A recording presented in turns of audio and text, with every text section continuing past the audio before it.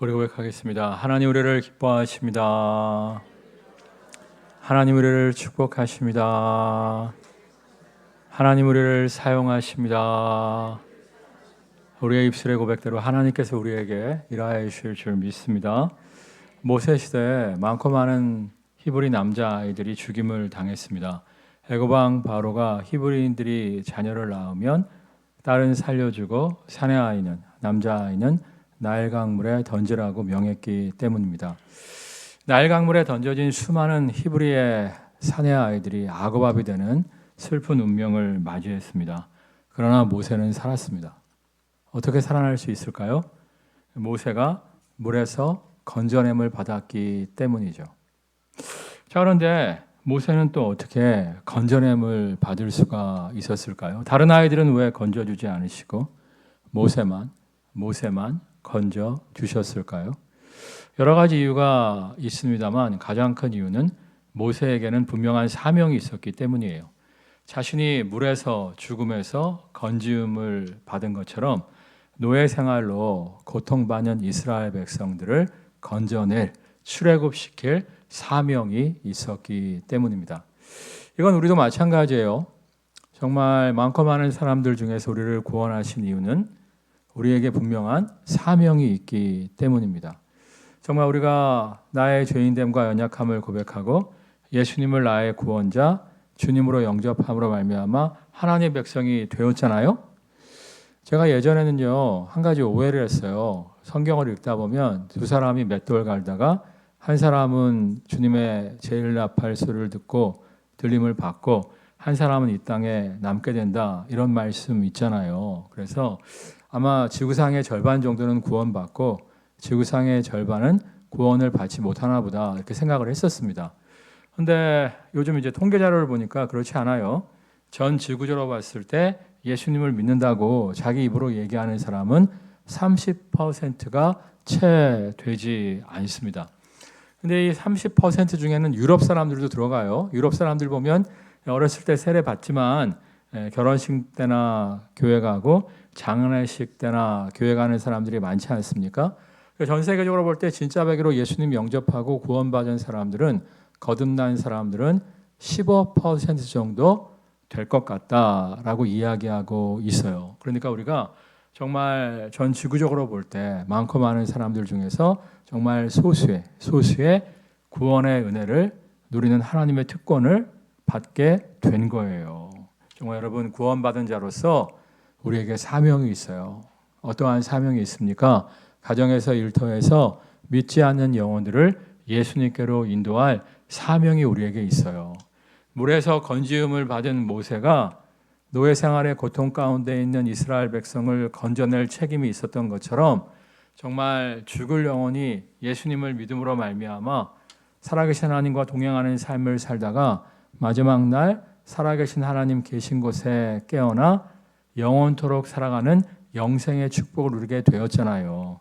영생의 축복을 누리는 자들로서 가정에서 일터에서 믿지 않는 영혼들을 예수님께로 인도하는 구원자의 사명을 감당하는 모두가 되시기를 주님의 이름으로 축원합니다. 아니, 교회는 다니지만 아직 거듭나지 못한 영혼들이 있을 수 있어요. 특별히 우리의 다음 세대들, 우리의 자녀들, 엄마 아빠 때문에 억지로 교회에 끌려오곤 있습니다만 예수님 만나지 못한 우리의 자녀들이 있을 수 있어요. 그 자녀들이 온전히 예수 믿고 거듭날 수 있도록 힘쓰고 애쓰는 모두가 되시기를 주님의 이름으로 축원합니다. 아니, 예수님 믿고 거듭났지만 무엇을 위해 살아야 할지, 어떻게 살아야 할지 인생의 비전도 꿈도 소망도 없는 사람들이 있을 수 있어요. 그들을 정말 생명의 길, 의의 길로 인도하는 축복의 통로의 사명을 감당하는 모두가 되시기를 주님의 이름으로 축원합니다. 자, 그런데 과연 모세는 어떻게 해서 물에서 건지음을 받음으로 말미암아, 죽음에서 건지음을 받음으로 말미암아 구원자의 사명을 감당할 수 있었을까요? 우리 3절 말씀 읽겠습니다. 3절. 더 숨길 수 없게 되매 그를 위하여 갈대 상자를 가져다가 역청과 나무 진을 칠하고 아기를 거기 담아 나일강과 갈대 사이에 두고. 처음에 이제 아기를 숨겼을 수 있었는데 애가 막 이제 자라면서 목소리가 커지고 울어 제끼니까 더 이상 숨길 수 없었어요. 나일 강물에 던져야 되는데 그냥 던지지 않고 어떻게 합니까? 갈대 상자를 가져다가 갈대 상자의 안팎을 뭘로 칠합니까? 역청과 나무진을 칠해요. 이 비슷한 사건이 창세기에도 기록되어 있죠. 노아의 방주를 지었을 때 뭘 바릅니까? 역청을 발랐다 이렇게 나와 있잖아요. 여러분이 노아의 홍수 영화 보신 분들은 알겠습니다만 어떤 영화를 보면 방주가 배 모양이고 어떤 영화를 보면 방주가 상자 모양인 것을 볼 수가 있어요. 성경대로 하면 뭐가 맞죠? 상자가 맞아요. 상자가. 원래 상자 모양으로 방주를 만들었습니다. 상자 모양으로 방주를 만들고 정말 물이 새지 않도록 견고하게 안팎으로 역청을 발라서 방수를 하는 것을 볼 수가 있는데 마찬가지로 갈대 상자를 만들고 안팎으로 역청과 나무진을 발라서 물이 새지 못하게 했다는 거예요. 왜 이랬을까요? 아기를 포기했다면 아기가 죽게 내버려 둘 생각이었다면 이렇게 하지 않았죠. 오히려 조용히 아빠가 데리고 나가서 물에서 익사를 시켰을 거예요. 빨리 죽어서 고통을 덜어주려고 했을 거예요. 왜냐하면 이제 갈대 상자에 담아서 아기를 떠내려 보내게 되면 이 나일강 지역이 중동 지역이기 때문에 낮에는 온도가 40도 이상 올라가잖아요.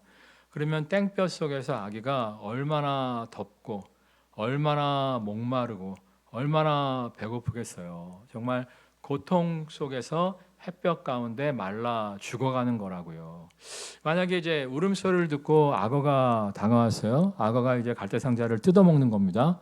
그러면 그 고통도 만만치 않은 거죠.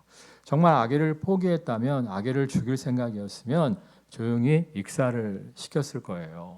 근데 정말 물이 들어오지 못하도록 물 위에 둥둥 떠다니게 갈대 상자를 만들고 역청과 나무진으로 방수를 해요. 도대체 왜 그랬을까요? 우리 4절 말씀 읽겠습니다. 4절.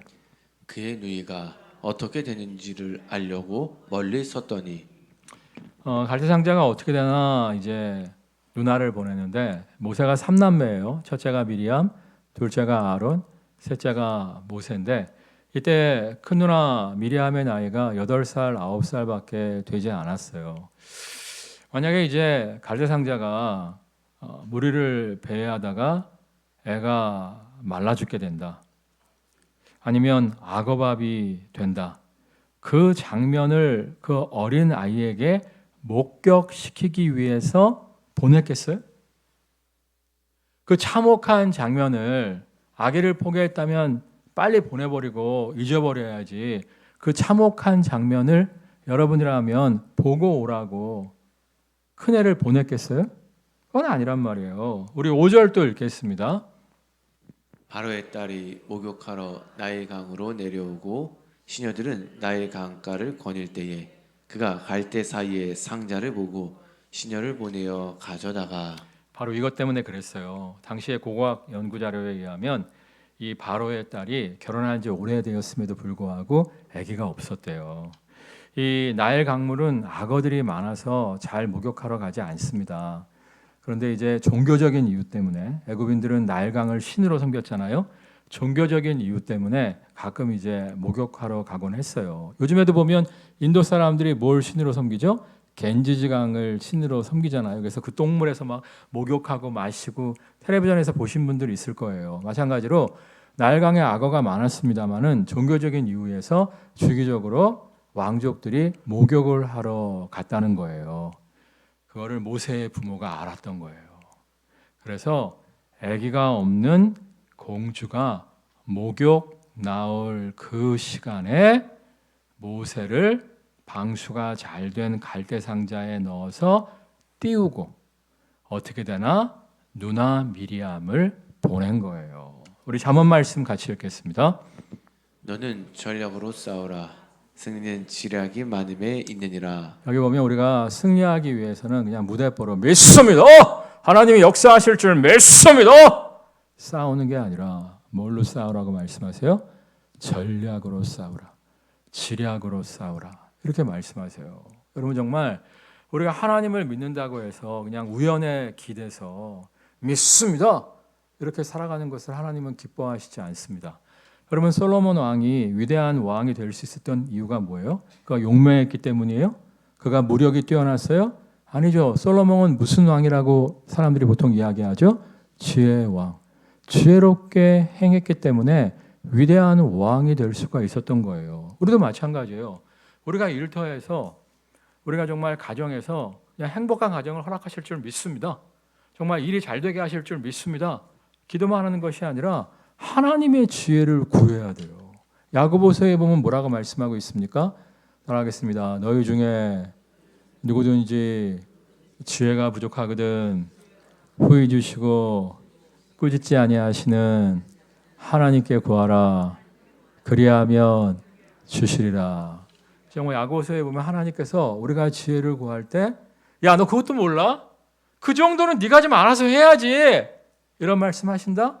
안 하시고 우리에게 풍성히 지혜를 주시는 하나님이라고 말씀하세요. 여러분 정말 무대뽀를 일하지 마시고요. 믿습니다. 그러지 마시고요. 하나님의 지혜를 구함으로 말미암아 전략으로 승부할 줄 아는 모두가 되시기를 주님의 이름으로 축원합니다.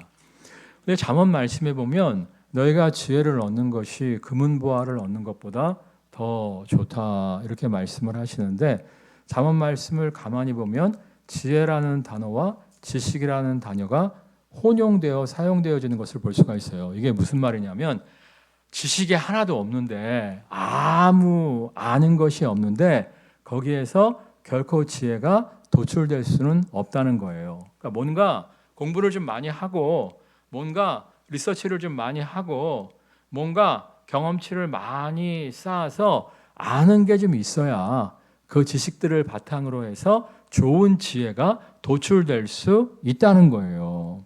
그러니까 사실은 여러분들이 하나님의 지혜를 사모하신다면 하나님의 지혜를 기도할 뿐만 아니라 여러분 어떻게 하셔야 돼요? 열심히 연구하셔야 돼요. 열심히 공부하셔야 돼요. 열심히 조사를 하셔야 돼요. 제가 얘기하는 공부는 국영수 공부를 얘기하는 게 아니라 여러분의 분야에 대해서 열심히 연구하고 조사하고 공부하실 수 있어야 돼요. 저 같은 경우에도 이제 처음에 개척을 했을 때 처음에 제 집에서 개척을 했다가 상가를 얻어서 이제 교회를 하게 되지 않았습니까? 그때 제가 개척했던 동네에 이미 교회가 17교회나 있었어요. 건물 있는 교회도 많았고요. 거기서 생존을 해야 되는 거예요. 하나님의 지혜를 구하면서 동네를 리서치했습니다. 동네를 리서치했더니 제일 빨리 드리는 예배가 9시고 그 다음에 11시 예배지 7시 30분 아침 일찍 예배 드리는 교회가 없더라고요. 그 동네에. 그래서 제 생각에 야 정말 아침에 일찍 예배 드리고 출근하는 식당에서 일하는 사람들이 있을 수 있는데 우리는 일부 예배를 9시가 아니라 7시 30분에 드리자 생각을 하고 정말 성도가 20명도 안 될 때부터 그러니까 30년 40년 된 교회도 11시 예배 정도 드리든지 아니면 9시 정도 예배를 드릴 때 우리 교회는 틈새 시장을 공략해서 일부 예배를 7시 30분 그 다음에 이제 11시 예배를 드린 거예요. 그래서 와이프하고 제가 관산동에 있는 은행 국민은행 앞에서 매일마다 점심 먹고 전도지를 돌렸는데 전도지를 돌릴 때 뭐 상가교회가 자랑할 게 없잖아요. 그러니까 뭘 강조했냐면 일부 7시 30분 예배 그거를 크게 써갖고 한 3개월을 돌렸더니 식당에서 일하시는 분들 8명이 일부 예배를 나와서 등록을 하시게 된 거예요. 그 다음에 이제 또 어떤 마케팅 책을 읽다 보니까 원스톱 서비스라는 얘기가 있더라고요. 그게 무슨 얘기냐면 이 사무실 많은 곳에 미국 사람들은 다 차 몰고 다니잖아요. 요즘은 우리나라도 그렇습니다만 하여튼 뭐 사무실 많은 곳에 주차장을 운영하는 아버지가 있었는데 그 주차장을 이제 아들한테 물려준 거예요. 아들이 주차장을 이제 물려받아 갖고 주차장 한 곁에다가 미용실을 만들고 주차장 한 곁에다가 마트를 만든 거예요. 그래서 사람들이 직장에 출근해서 퇴근길에 미용하고 퇴근길에 장 봐갖고 집으로 돌아가니까 주차장도 잘 되고 미용실도 잘 되고 마트도 잘 된다는 거예요. 그러면서 이제 원스톱 서비스라고 써놨더라고요. 그걸 내가 딱 보고 그 동네의 모든 교회는 아동부 예배가 9시에 드렸습니다. 그러니까 이제 9시에 엄마 아빠들이 이제 아이들 예배 드리게 하고 자기는 좀 어디 있던지 집에 갔다 와서 애들 받아다가 다시 집으로 넣어놓고 11시 예배를 드리러 오곤 했었어요. 그래서 저는 9시 예배를 하나 더 만들었어요. 왜냐하면 이제 교사들한테 9시 예배를 드리라고. 교사들이 9시 예배를 드리고 11시에 아동부를 섬기게 한 거예요. 그러니까 이제 젊은 부부들이 교회 나와갖고 아동부에 애들 맡기고 11시 예배 드리고 집에 돌아가는 원스톱 서비스를 추구했더니 30, 40대 젊은 부부들이 많이 등록을 하더라고요. 그러니까 저도요, 하나님 지혜 주세요! 이렇게 끝난 게 아니에요. 발품 팔아가며 동네 교회들 리서치하고요, 마케팅 책 읽어가면서 연구할 때 1부, 2부, 3부, 7시 30분, 9시, 11시 예배. 우리 교회는 진짜 1년도 안 됐을 때 6개월 만에 1, 2, 3부 예배를 드렸어요. 그랬더니 정말 1년도 안 돼서 우리 교회가 100명 이상 출석하는 교회로 부흥될 수 있었습니다. 여러분 정말 게으른 자여 먹지도 말라 말씀하세요. 발품 팔아서 리서치 하시고요. 열심히 연구하고 공부하세요. 제가 얼마 전에 성품에 대한 책을 읽다가 너무 하나님께 감사했어요. 왜 감사했냐면 알고 보니까 제가 굉장히 겸손한 사람이더라고요. 저는 사실 제가 가끔씩 내 자랑을 좀 하는 편이기 때문에 교만한 사람이라고 항상 생각을 했었는데요. 이번에 성품에 대한 책을 보니까 제가 굉장히 겸손한 사람이더라고요. 이유가 뭐냐면 진정한 겸손은 사람들 앞에서 부족한 사람입니다, 못난 사람입니다, 립 서비스 하는 게 아니라는 거예요. 진정한 겸손은 자신이 아직 다 모른다고 생각하고 끊임없이 배우려고 하는 사람이 진정한 겸손의 사람이라는 거예요. 제가 그렇잖아요. 제가 끊임없이 배우려고 하잖아요. 얼마 전에도 동기랑 무슨 얘기를 하다가, 동기 목사랑 무슨 얘기를 하다가, 야, 얼마 전에 그 잘 나가는 어떤 목사님 유튜브로 설교 들었는데, 야, 참 은혜 받았어. 그랬더니 너는 아직도 남의 설교를 듣니? 그렇게 얘기하더라고요. 그 친구가 한 얘기가, 자기는 이제 담임 목회 시작하고 몇 년 지난 다음부터 남의 설교 안 했는데요. 너는 아직도 남의 설교를 듣니? 그러더라고요. 근데 얼마 전에 이제 그 친구하고 저하고 몇 명이 어느 교회 이제 설교자로 초청을 받았어요. 그래서 이제 월요일은 누가 하고 화요일은 누가 하고 이렇게 했었는데, 제가 이제 목요일인가 금요일 날 가서 설교를 했는데 그 전에 했던 설교자들이 뭐 했나 겹치면 안 되니까 유튜브 들어가서 쭉 들어봤거든요. 근데 그 친구가 너는 아직도 남의 설교를 듣니? 라고 말했던 친구가 저보다 이제 이틀 앞에 했어요. 이틀 앞에 했는데 내가 깜짝 놀랐어요. 왜냐하면 우리 교회가 개척하고 얼마 안 돼서 그 친구를 초청에다가 설교를 시켰거든요. 그 설교를 똑같이 하더라고요. 그러니까 십몇 년 동안 그 친구는 발전이 있었다 없었다? 발전이 없었다는 거예요. 제가 목회 30년 이상 했습니다. 근데 가끔씩 송목하고 얘기하다가 이런 얘기를 해요. 송 목사, 요즘 세상이 너무 빨리 변하고 사람들도 너무 많이 변해갖고 잘 모르겠어. 진짜 정말 모르겠다. 그런 얘기를 제가 송목한테 자주 해요. 그뿐만 아니라 송목한테 무슨 일을 시킬 때에도 야, 내가 이렇게 정답이 뭔지 모르겠다. 이렇게 하면 좋을 수도 있을 것 같은데 정답을 잘 모르겠으니까 지혜롭게 이런 얘기를 제가 많이 해요. 왜냐하면 세상이 너무 급변하고 있거든요. 근데 공부를 안 해. 배우려고 하지 않아. 자기가 다 아는 것처럼 말해. 그러면 사장 되는 거예요. 그러면 도태 되는 거예요. 라떼는요, 커피숍에서만 드시고요. 끊임없이 갈구하고 배울 줄 아는 모두가 되시기를 주님의 이름으로 축원합니다. 그리고 다음에 이제 우리가 7절 말씀 읽겠습니다. 7절.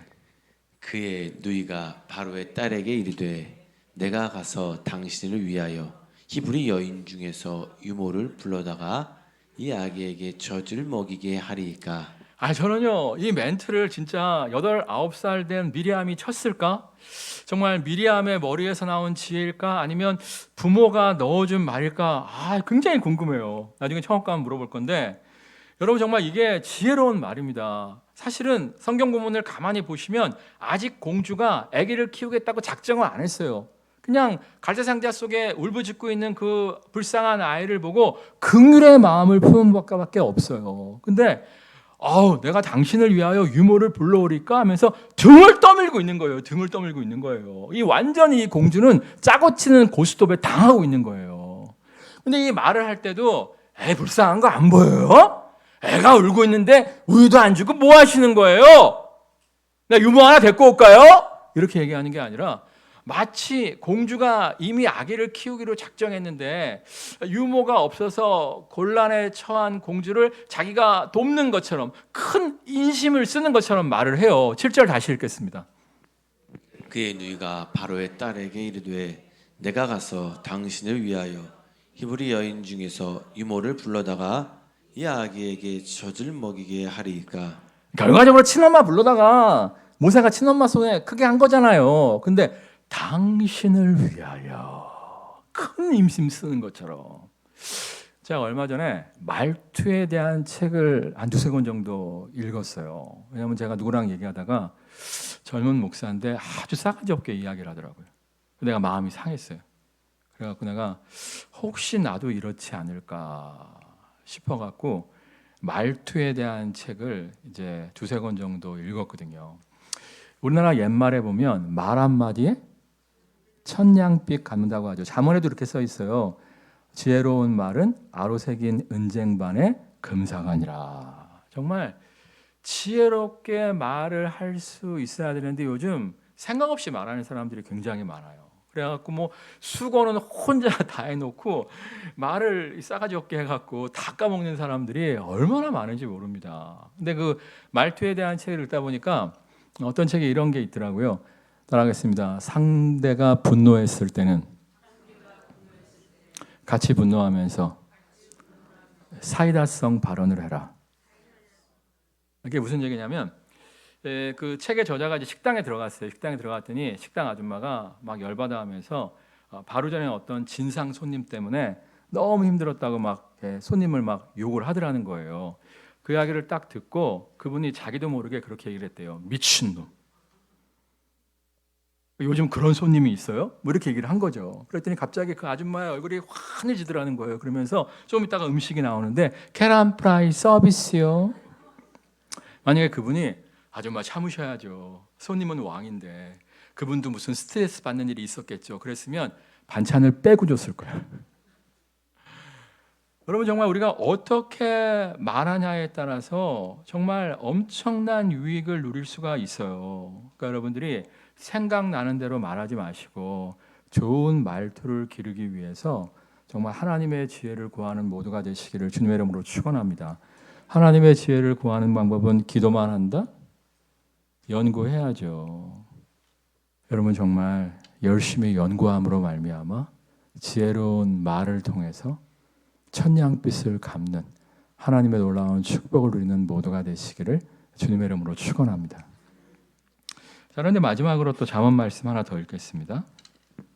싸울 날을 위하여 마병을 예비하거니와 이김은 여호와께 있느니라. 제가 이 말씀 너무 좋아하는 거 여러분 다 아시죠? 그러니까 사실은 완벽하게 우리가 최선을 다해서 준비해도 승리의 결국은 과연 누구에게 있다고요? 하나님. 그러니까 이제 갈대상자를 잘 준비해서 물에 띄었어도 갑자기 악어가 나타나서 뜯어 먹어버릴 수 있었잖아요.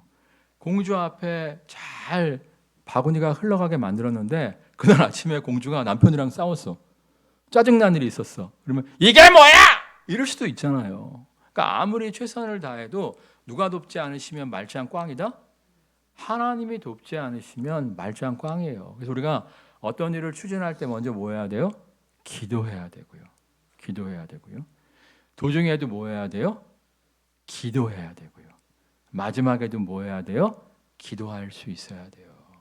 여러분 정말 무대뽀로 믿습니다 하시지 마시고요. 그냥 잘 될 줄 믿습니다 하시지 마시고요. 하나님의 지혜를 구하고 자꾸 두드리세요.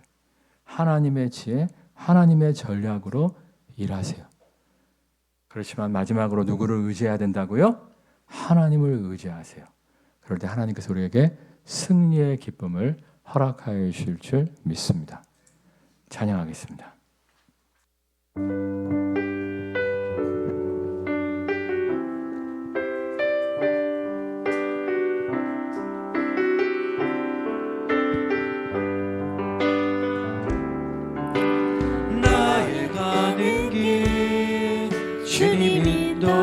하시네.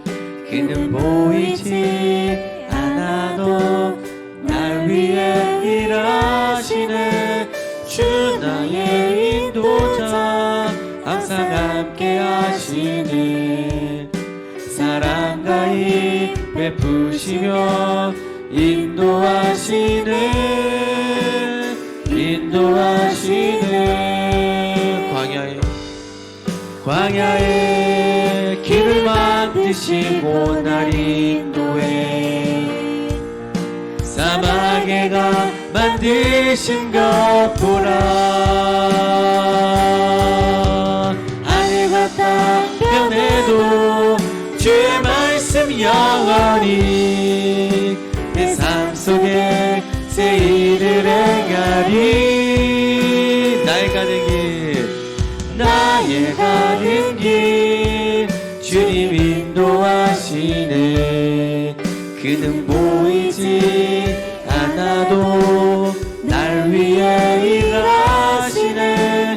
주 나의 인도자 항상 함께 하시네. 사랑과 힘 베푸시며 인도하시네. 인도하시네. 사랑과 힘 베푸시며 인도하시네.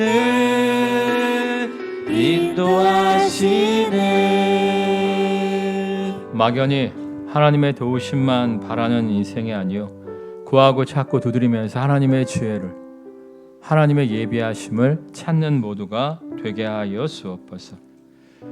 왜 우리가 하나님의 예비하심과 하나님의 지혜를 발견함으로 말미암아 잘 돼야 됩니까? 우리에게는 사명이 있기 때문입니다.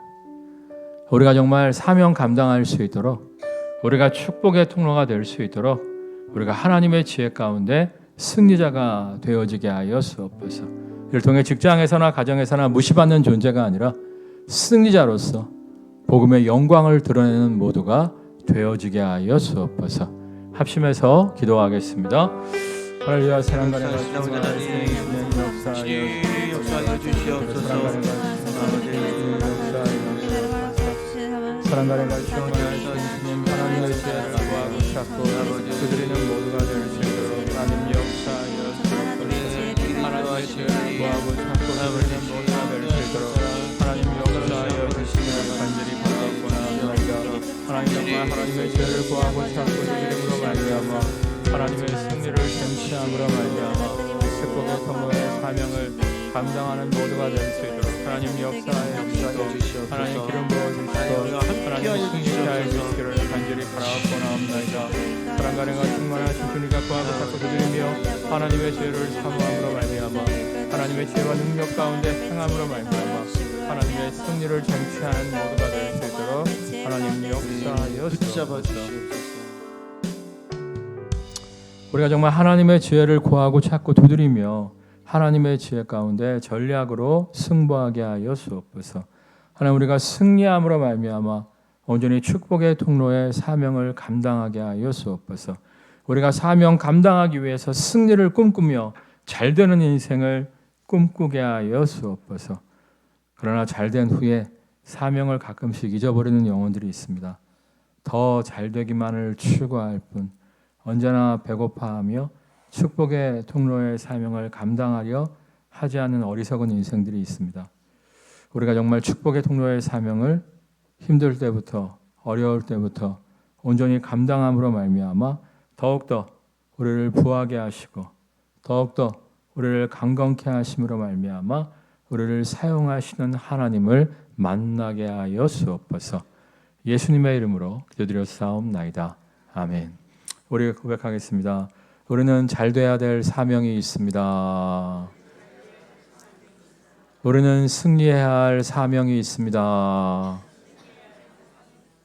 정말 전략으로 승리함으로 말미암아 축복의 통로의 사명 감당하는 모두가 되시기를 주님의 이름으로 축원합니다.